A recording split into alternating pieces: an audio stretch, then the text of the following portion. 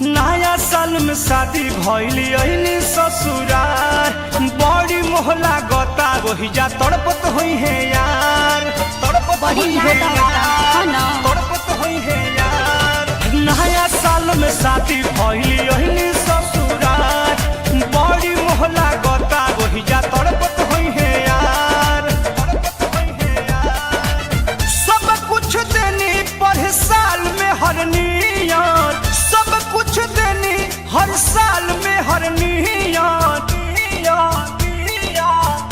असो कैसे मनई है ये ननदो लभर हमर हैप्पी न्यू ईयर, असो कैसे मनई है ये ननदो जानू हमर हैप्पी न्यू ईयर। जाए तो का करबो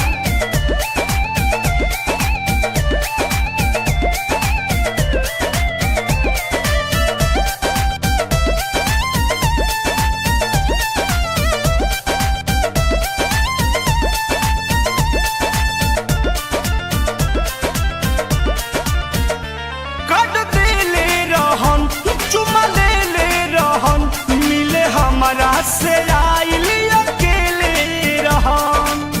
आगे दादा आगे का भइलो, आगे का भइल कट देले रहन, चुमा लेले रहन, मिले हमारा से आई अकेले रहन। कहो हेतवा में लागो रहे सरसों पियर पियर, हेतवा में लागो रहे सरसों पियर पियर। असो कैसे मनई है ये ननदो लभर हमर हैप्पी न्यू ईयर, असो कैसे मनई है ये ननदो जानू हमर हैप्पी न्यू ईयर।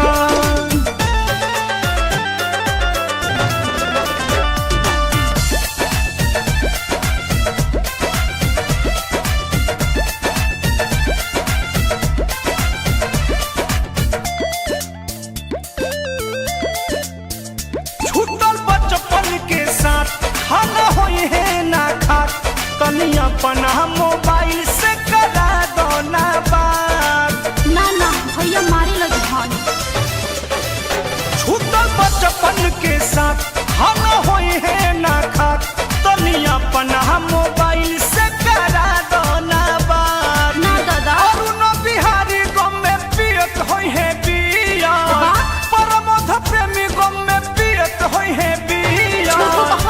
असो कैसे मनई है ये ननदो लभर हमर हैप्पी न्यू ईयर, असो कैसे मनई है ये ननदो अपू हमर हैप्पी न्यू ईयर। नया साल में शादी भइली अइनी ससुरार, बड़ी मोहला गता वही जा तड़पत होई है यार, तड़पत होई है यार। सब कुछ देनी पर साल में हर नियत, सब कुछ देनी हर साल में हर नियत।